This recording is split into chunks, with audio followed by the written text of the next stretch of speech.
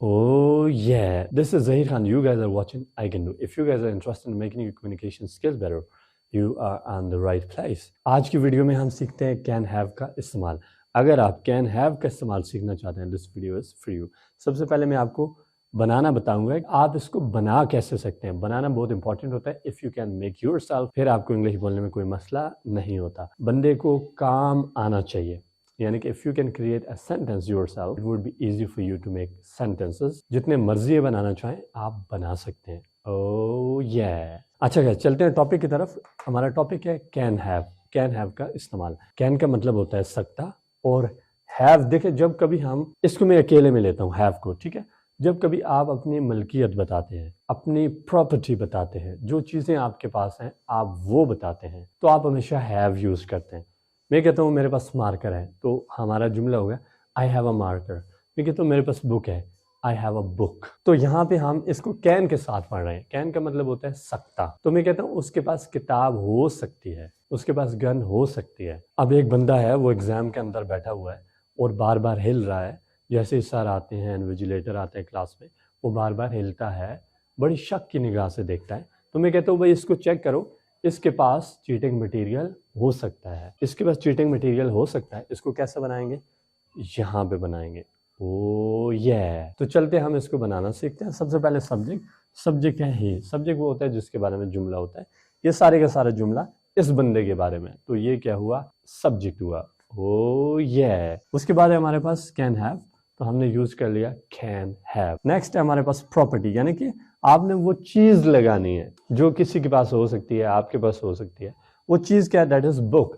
You can have a book. उसके पास किताब हो सकती है। उसके पास क्या हो सकता है? किताब। Oh yeah once again subject that is she. उसके बाद हमारे पास है कैन हैव। आपने आंखें बंद करके कैन हैव यूज कर लेना है, और उसके बाद प्रॉपर्टी यूज करनी है, वो है यहाँ पे mobile. You can have a mobile. उसके पास मोबाइल हो सकता है।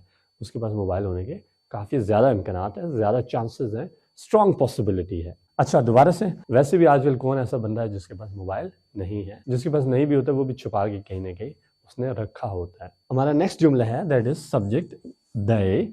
उसके बाद क्या है जी? हमारे पास कैन हैव, हमने वही यूज किया, कैन हैव। नेक्स्ट है हमारे पास property that is notes. They can have notes. उनके पास नोट्स हो सकते हैं। ओ ये आपसे कोई नोट्स मांग रहा है, आप कहते हैं भाई मेरे पास तो नोट्स नहीं है। आप बाकी क्लास फेलो से नोट्स मांग लें, उनके पास नोट्स हो सकते हैं, क्योंकि मैं स्कूल या कॉलेज या यूनिवर्सिटी नहीं जाता, मैं बस रास्ते से होके वापस आ जाता हूँ या टाइम शाइम वेस्ट करता हूँ। तो अगर गाइज आप कहते हैं उसके पास गन हो सकती है, he can have a gun.